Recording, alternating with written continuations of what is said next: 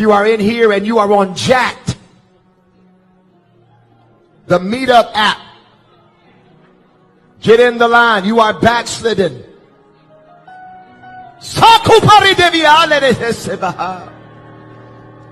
May the fear of the Lord come upon you. I know there's 8 of you right now. One of you have the signal on. Your screen is cracked. Get in this line.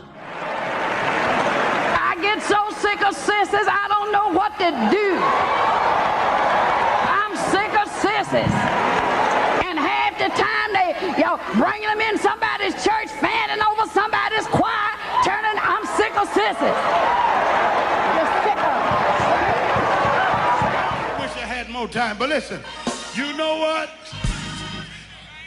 The homosexual will be punished, but the fact of the matter that he's being punished right now. The homosexuality is the punishment.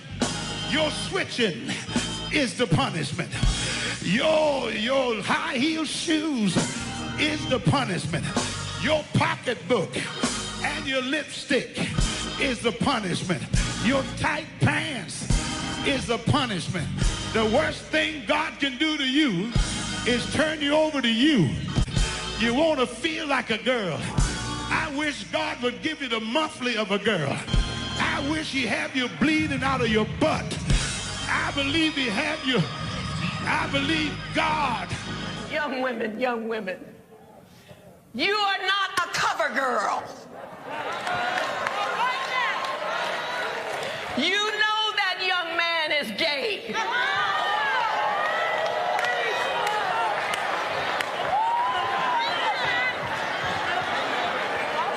He wants you on his arm to convince everybody else. You don't have to stoop to be a cover girl. On your wedding night, he's not able to perform. He leaves the house, leaves you alone. He's using you. You don't have to succumb to the tactics and trials and schemes of the devil. Turn around and tell those people. Tell them. I'm not gay no more. I am delivered. I don't like men no more. I said I like women. Women. I said women. I'm not gay. I would not date a man. I would not carry a purse. I would not put on makeup. I will love a woman. Do you think, I'm assuming, LGBT community and the black church can coexist? Absolutely. Let me push that question, because that's sort of an obvious yes. Church ain't turning nobody away. How should the black church and LGBT community exist? I think it's going to be diverse from church to church. Every church has a different opinion on the issue, and every gay person is different. And I think that to speak the church, the black church or white church or any kind of church you want to call it, are all the same is totally not true. And all gay people are not the same. The types of relationships that are afforded are based on the types of people in each individual case. And the church should have the right to have its own convictions and values. If you don't like those convictions and values, you totally disagree with it, don't try to change my house, move into your own and establish that sort of thing and find somebody who gets what you get about faith. And trust me, I've talked to enough LGBT, they are not all the same. Oh. I think that what is needed is a serious engagement and dialogue with the African American community around these issues and with the black church. Here in the District of Columbia, my wife and I spearheaded the movement to legalize marriage equality. And we were among a minority of African American ministers. But we brought together a multi-racial, multi-denominational coalition of ministers who were called DC Clergy United for Marriage Equality. And through that movement, not only were we successful in helping marriage equality become a reality in the District of Columbia, but we also saw some movement in terms of some people who had originally been very rigid in their thinking and their ideas, But as long as we were willing to sit down at the table and begin to discuss and talk with them and help them to see that LGBT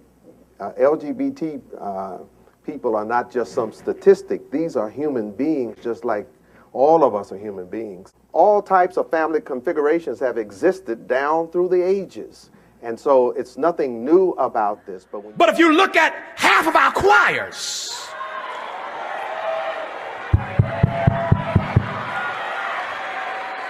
and a great number of our artists that we call abominations and we call demons, we demonize and dehumanize the same people that we use, and we don't say nothing about the gay choir director because he's good for business.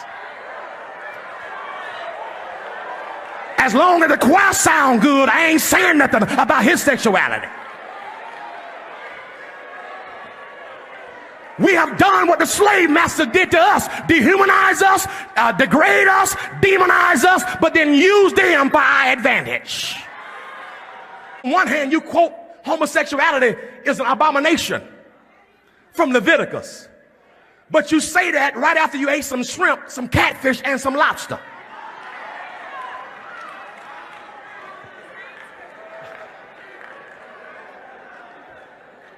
You quote Leviticus while you're wearing a wool blend suit. It's also in Leviticus that you shouldn't wear mixed linens. It's in Leviticus that if your wife is on her cycle, that you shouldn't go in the same house with her or even sleep on the same bed with her. That's in Leviticus too.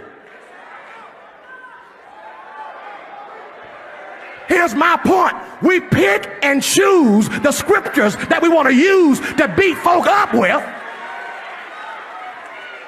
rather than look at our own lives.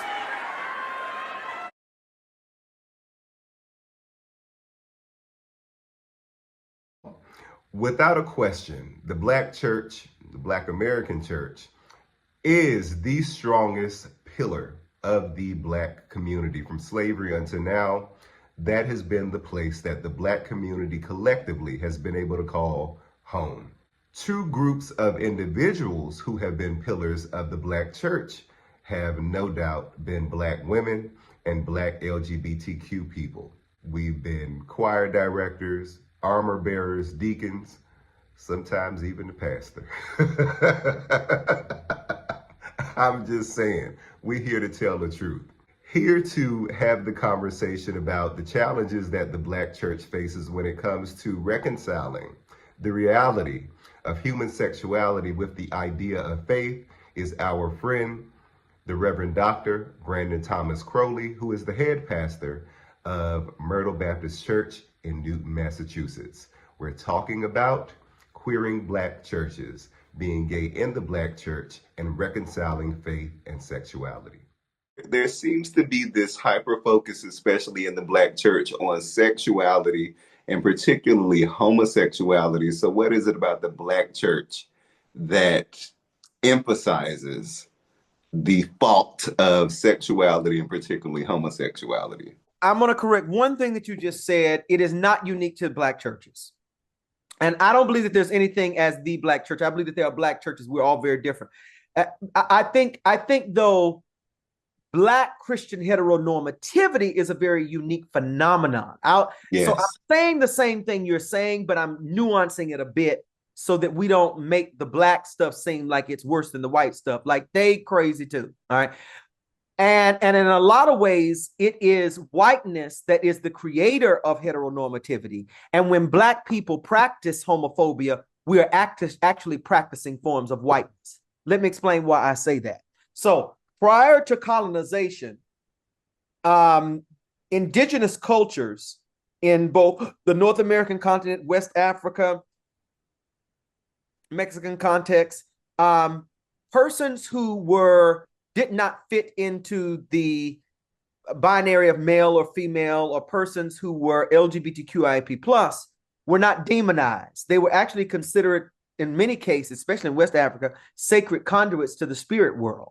And so it is through colonialism that indigenous cultures are introduced to homophobia and transphobia and heteronormativity, because these Europeans and the Portuguese, they said, oh, these indigenous people, these Native Americans, these Africans, they're just wild like beasts. They're just like animals. They're just having sex, all kind of ludicrous stuff. And so they did not value that these were civilized human beings, that it created civilizations in which they were citizens.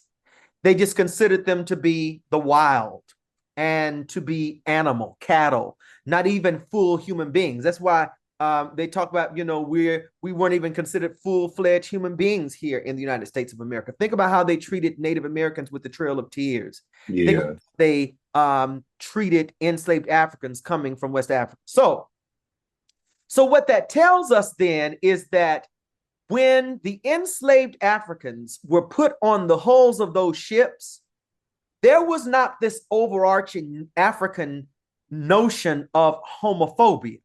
We think of African context now. Africa is a continent, not a nation. We think about that continent of many nations as being extremely homophobic. Mm-hmm. But it's important to understand that the areas that are extremely homophobic are the ones that the Christian missionaries went to spread the gospel. Yes. That's where it's some of the thickest. Now, there are some exceptions in which some places that overcame it, and never had colonialism, in which that is still replicated. But those, of course, there are always going to be exceptions.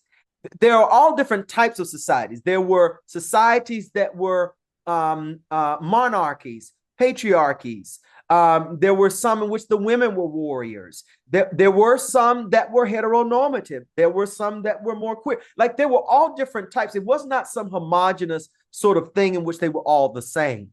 So what that teaches us is that the continent of Africa was not extremely homophobic, and the enslaved were not when they arrived here. So the question is, what made them such? Now, everything that I'm spilling out to you very quickly right now is all chapter 1 of my book. I line out the history of Black Christian homophobia. So what we do know is that as Black persons tried to seek freedom running away from their masters, when they would get caught, one of the ways that they would reprimand them, these males, is by putting them on, putting their bodies on a horse, harnessing them to a horse trough and sodomizing them either with a broom or with the foreman or one of the slave owners sort of penetrating them with their phallus. And they would call all of the enslaved to come and stand around to watch this happen. So what you have there, when you have this consistently happening, this creates a psychosis, and it affects the minds of the enslaved, so that they begin to think about same-sex interaction as a reprimand for seeking freedom. And when you do that over and over again, it's kind of like with a dog or with an animal. If you hit them or if you do something over again, you're training them, don't do this, stay away from this. And they were treating them like animals. Patricia Hill Collins talks about the fact you cannot understand any aspect of Black sexuality without understanding our enslavement, because our bodies did not belong to us. And often the ways that we negotiated our bodies was in a form of resilience and survival. So what that means is we often suppressed our sexualities so as not to be seen as a threat or to not be taken for granted and our agency stripped of us. So it was instances in which we were over-sexualized, large butts, big breasts, large dicks, all of these sort of things. I have a section in my book titled Big Black Dick, talking about the white obsession with it.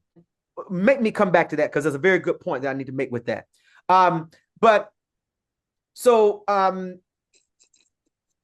In these instances, we would often, our ancestors would often suppress any part of their sexuality so that the masters or their wives would not rape them or want to take their bodies in a particular way.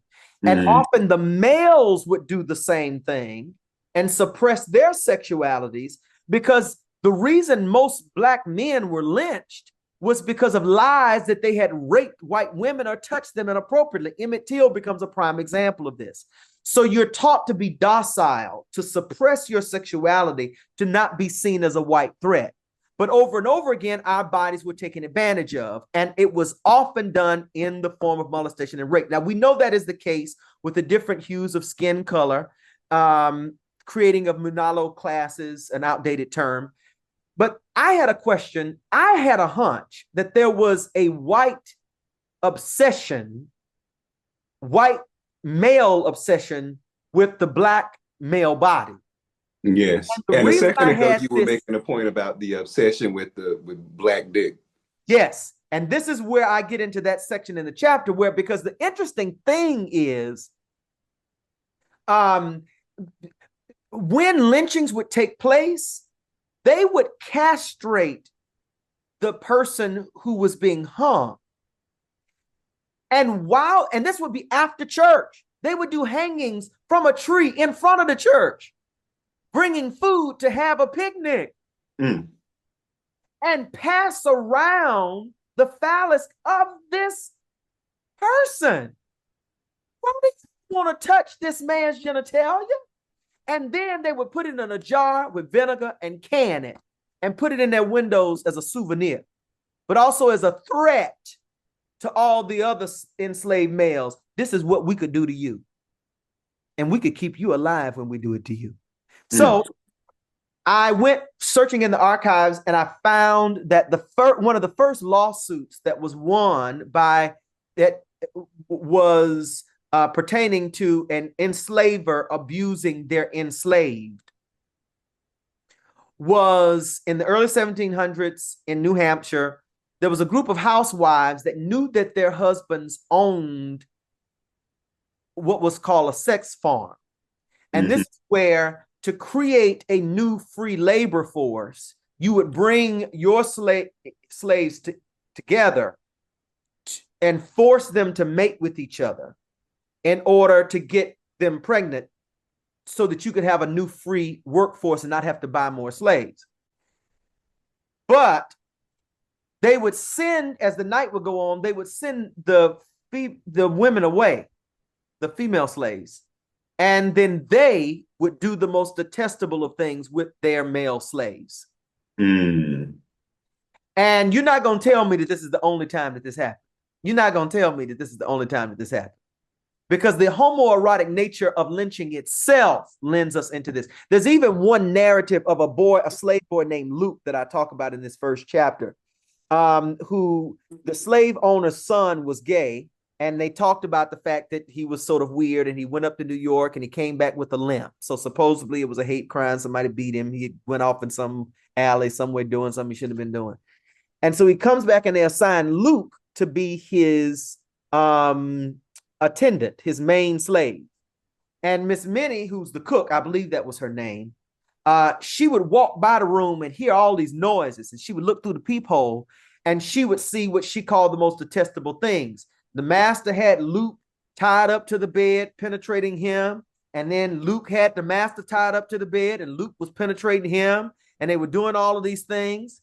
And so... and this was for pleasure. Now, one of the things that I talk about in the book is we don't know if Luke got pleasure from it. We don't know. And when you are being raped, it is possible to get an erection. And so trauma, that is why a lot of times people will say, well, that woman didn't rape that man because he had an erection. No, death can even cause one to get an erection. It is a physical response to blood flow and things that are happening in your body. So we can't necessarily say that necessarily. We don't know, but what we do know is that he was being taken advantage of by the slave owner. So the slave owner, the son, dies, and Luke busts out in tears, crying, I just want his clothes. Give me his clothes. This was in Frederick Douglass's slave narratives. You should go and read this. And it's in my book. It shows the reference to where you can go and read the actual firsthand account. So he's crying and he wants his master's clothes, and he's so in love with him. And of course, just snickering like, yeah, I bet there's something going on in my life. What they don't know is he knew where his master's money was hid. He hid his master's money in his master's clothes When they gave him his master's clothes, when they went to sleep, he snuck off to the north and got his freedom and was living well in the north. And Miss Minnie gets to the north some kind of way, and she sees him in a grocery store, and it was like, Luke, is that you? How did you survive all of that? And he tells her the story of how he took the money and did this. But this is just another example that the pornographic nature with which these enslavers regarded their enslaved properties was often in the form of sexual violence and domestic violence in these sort of contexts. So what this proves to us is that over and over and over and over again, we were reinforced with same-sex interaction as being what happens to us as a form of abuse. So what does that make you do? It makes you resist it in all ways. Now let's move forward for a minute. That talks about the sort of beginnings of heteronormativity in the Black community, but we don't talk about it for the Black church. Move up to 1911. Black people are moving to Harlem in droves. There is no nightlife for Black middle-class folk. So drag kings and drag queens start hosting rent parties, pushing their furniture back, hosting with this homemade juice, having a good time, performing these elaborate parties. White housewives start writing op-eds. These Black beasts are moving up from down south, and the men are dressing like women and the women are dressing like men. Adam Clayton Powell Sr., the father, who's the pastor of the Abyssinian Baptist Church in Harlem, New York, hears about this and calls the Black leaders together. And he says, listen, y'all, we got to stop. We've got to paint a better picture of Black people so that Black people can appear civil to white folk. So what we're going to do is we got to stop these parties.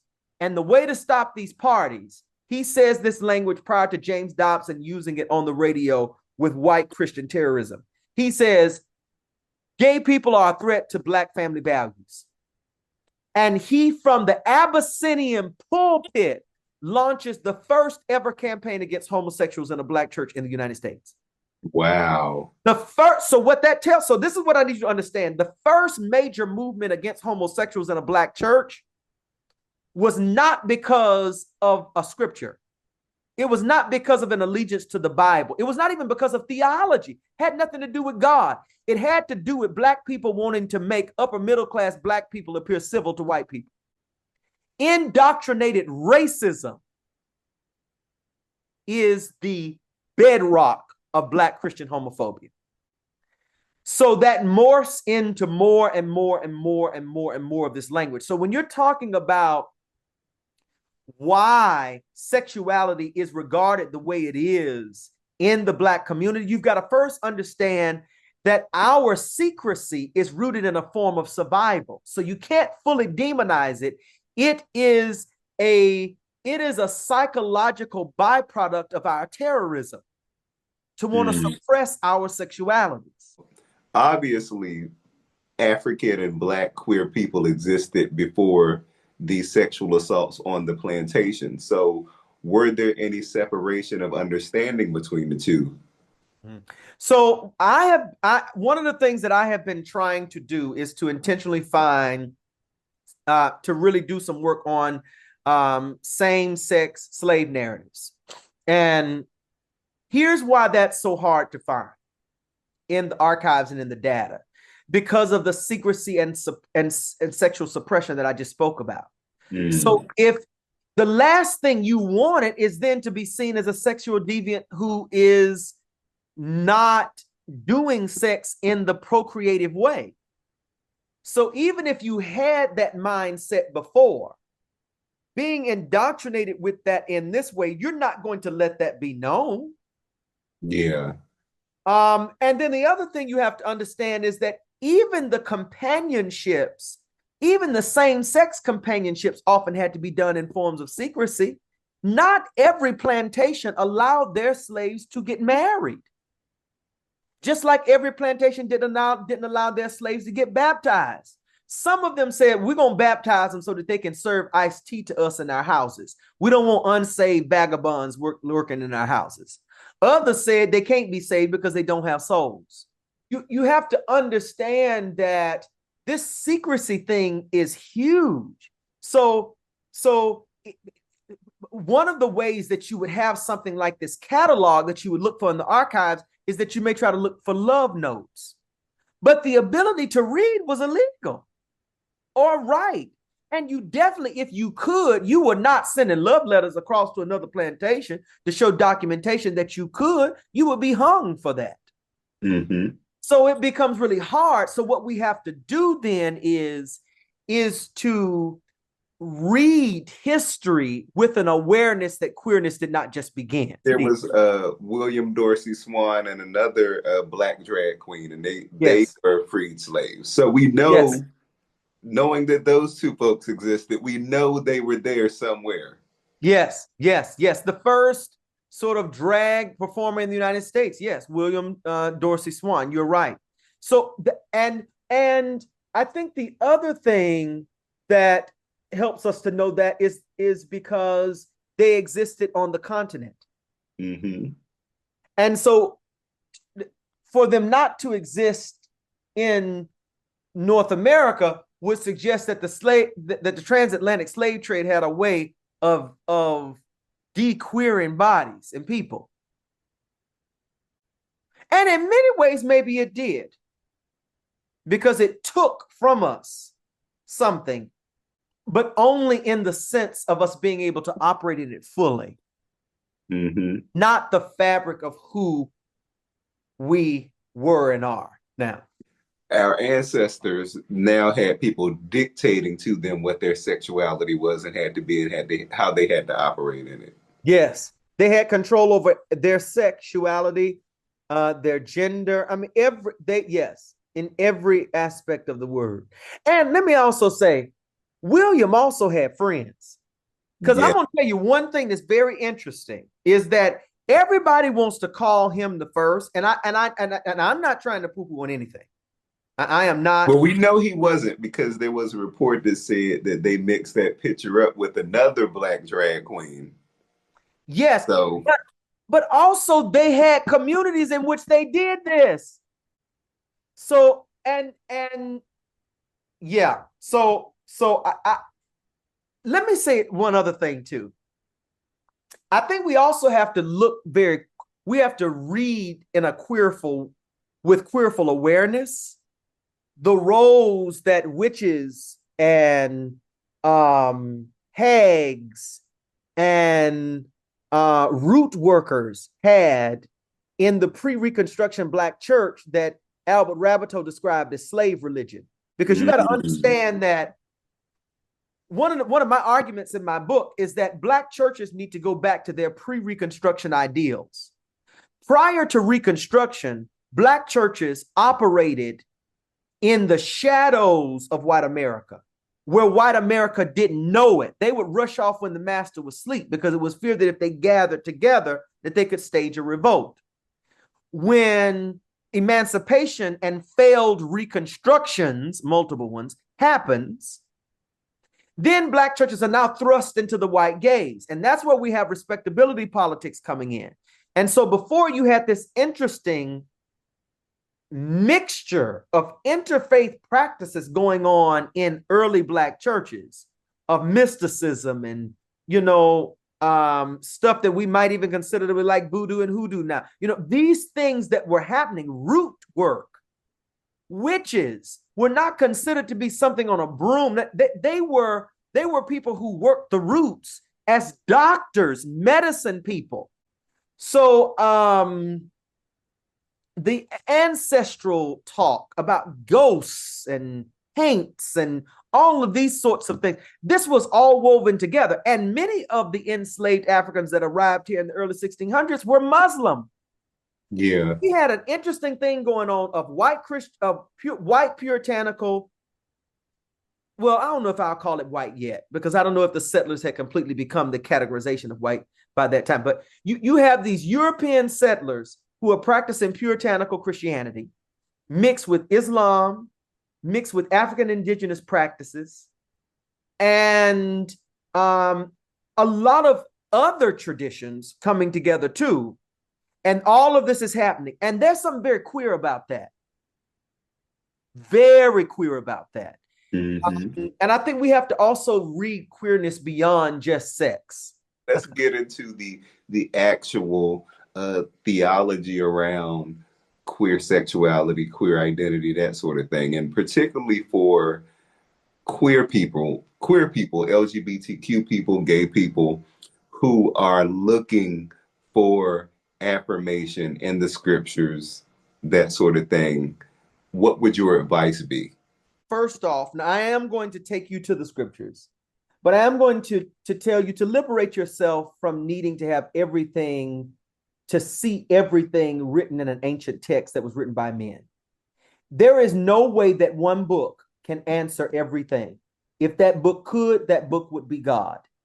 And I am not a bibliophile. I do not worship the Bible. I don't worship a book. I worship God. The Bible points us to God. The Bible is not God. So the Bible is not the unadulterated word of God without error. It does contain error, and there is no way to get around that. But I will say that it is very important that we as queer people begin to do the work of reclaiming our eroticism. And I'm talking about eroticism in the sense that Audre Lorde talked about it, not in the sense of the pornographic, but the erotic in the sense of that life-giving source stream that gives us pleasure as a form of resilience, a resiliency. So, and eroticism can be, for instance, you and I having this conversation as friends right now. This is erotic in the fact that it's bringing me pleasure to spend time with you. Hopefully it's bringing you pleasure to spend time with me. It's platonic what we are doing, but it becomes erotic because it becomes a life-giving spiritual force. Now, I'm going to talk about eroticism, but I want to throw a scripture on for those people who say that there are no scriptures that talk about sex in a very beautiful and affirming way outside of the confines of like traditional dynamics of marriage. All right. So let's deal with the Song of Solomon. Yes. This whole book is about foreplay, oral sex, nipples, breasts, every sense of the word. But the powerful thing about this narrative is that King Solomon was in love with this black woman. This black woman didn't want King Solomon because he had enough women. She was in love with a poor shepherd boy down the street. And she told the king no because she was in love with the shepherd boy. And the whole book is about the sex that they are having. And let me tell you, they are knocking boots and getting it in. That stuff is good. So I want to read something for you from my book that talks about Black queer eroticism. From the cascading feelings of vulnerability mixed with excitement to the pleasurable rush of dopamine-laced sensations of release, Black queer sex is a godly and a good thing that brings pleasure to the Black soul and its containing queer flesh. While reckless, forced, manipulative, and unethical sex is evil, for far too long, Black queer Christians have been denied the theological freedom to unabashedly bask in the goodness and human fulfillment that consensual sex and intimacy bring. The liberating practice of Black queer sex has also been tamed by the understandable pursuits of the medical community to eradicate the HIV/AIDS pandemic. Sadly, the moral medicalization of Black queer sex also created an element of sexual fear-mongering and pleasure trepidation that has stunted the evolution of Black pansexual freedom in America and bruised the Black queer capacity for pleasure and joy. For centuries, many Black queer souls living in America have denied their bodies, minds, and sensoriums entry into the spiritual portals of erotic ecstasy in exchange for a destructively toxic type of puritanical spirituality that leaves many Black souls empty after worship, longing for a human touch or the freedom to embrace one's own Black body with self-pleasure through masturbation. Even some married Black heterosexual partners avoid normalizing and exploring their passions by keeping their erotic desires in the shadows of mental fantasy without actualization, preventing themselves from seeing their evolving sexual urges as undefiled. This complex Black sexual reality makes the idea of reclaiming intimacy, pleasure, and eroticism for both heteronormative and non-heteronormative Black bodies complex and challenging. And then I go on to talk about how to sort of reclaim that intimacy. I go on to talk about masturbation as a form of prayer.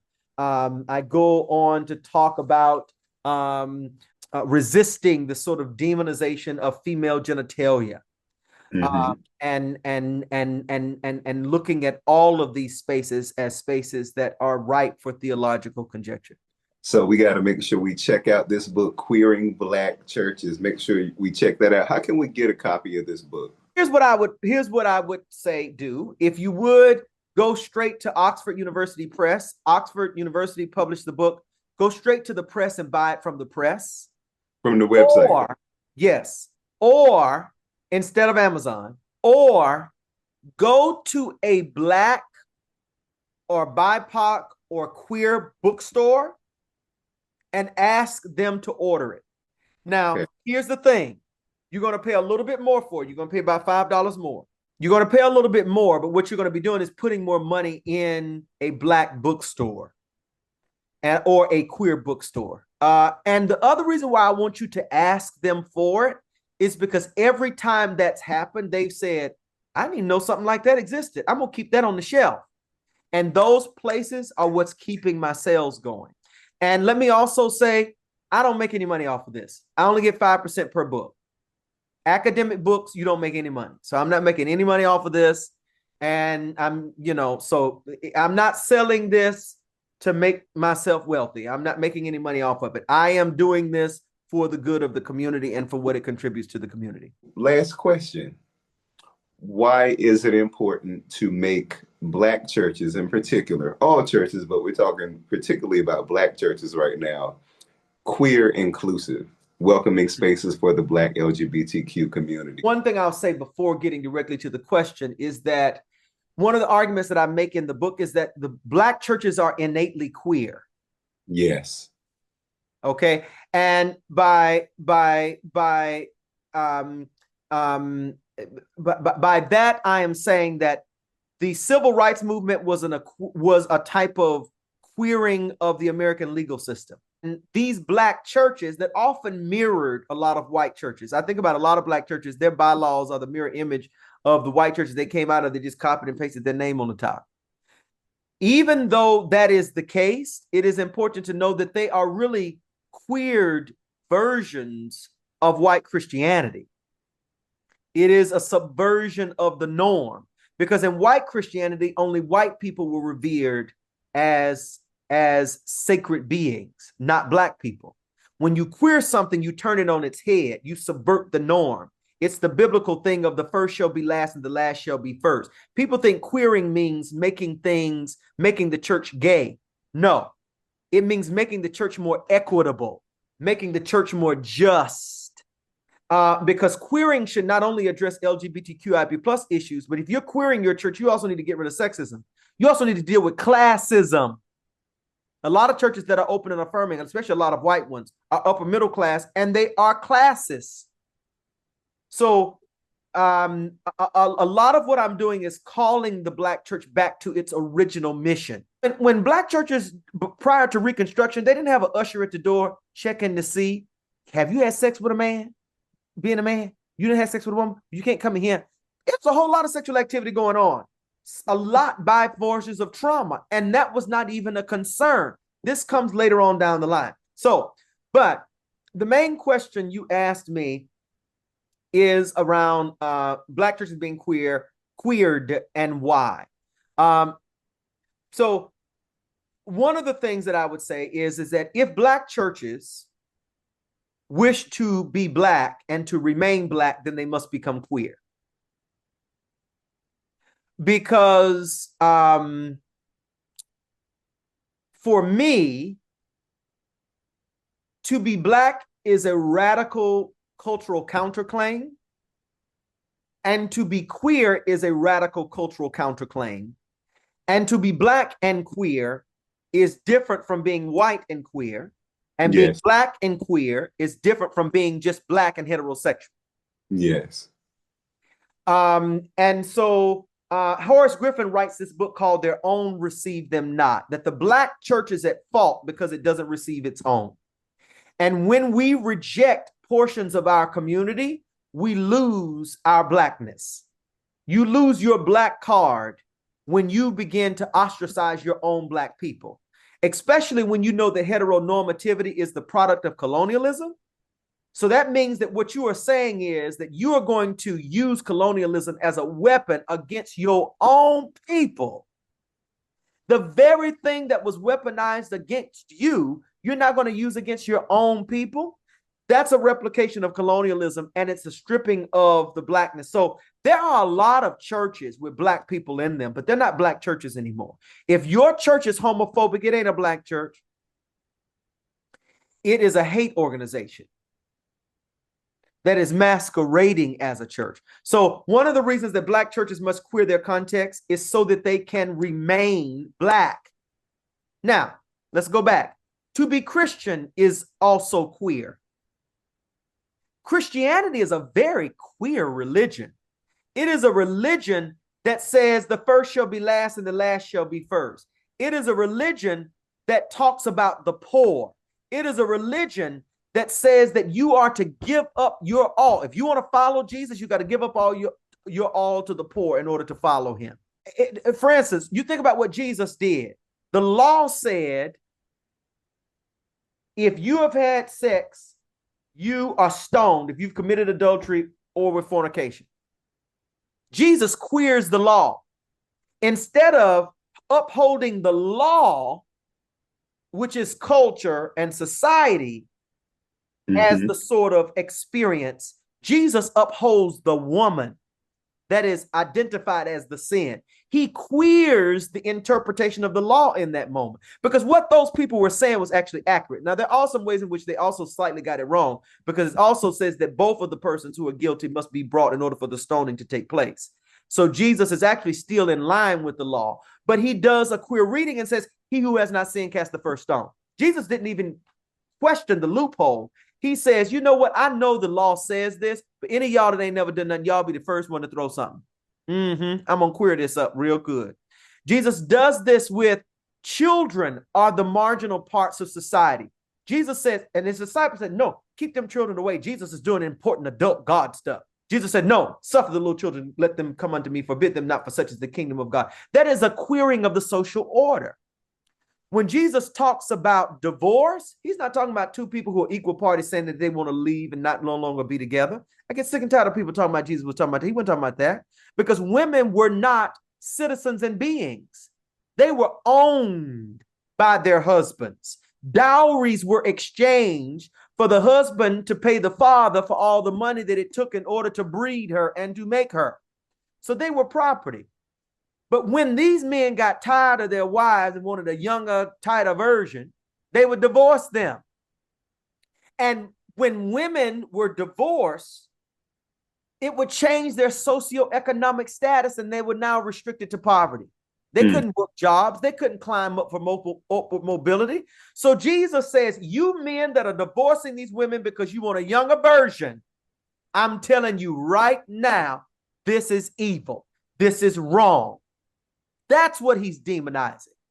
So what does he do? He queers the law there, because the law made loopholes for men to be able to do this. There were concessions for them to be able to do it, and Jesus was trying to stop it. So over and over again, we see Jesus subverting the norm. You're not supposed to touch a leper. How dare you touch a leper? Jesus queers that tradition and touches the leper, makes the leper the center of attention, makes the blind person the center of attention. Jesus, who sinned first? The blind person, or the blind person's mother, the blind person? Because somebody must have sinned for them to be born blind. No, nobody was born blind. As a matter of fact, I did this to him for my glory. Now that he is healed, look at that. This is now a part of my plan. Jesus queered the whole understanding of disability. So I think it's important for us to understand that the black church needs to queer itself in order to remain black. The black church has to queer itself in order to remain Christian. And then the last thing, to be a church is queer, because it is an alternative economy that stands up and against empire. This is why churches can never be one in one with empire and one in one with the nation. That's why there's separation between church and state. The point I'm trying to make is that I think that there are a lot of churches that don't realize that we are an alternative economy. We are not to bow to the world. We have another set of rules, and we resist the world in every sense of the word. As a matter of fact, we even have rhetoric talking about not wanting to be like the world. And it's so funny. We think not wanting to be like the world means hating gay people. But not being like the world is to love queer people, because that's what Jesus would do. So black churches must queer their context to remain black, to remain Christian, and to remain churches. So if they don't queer their context, they ain't nothing.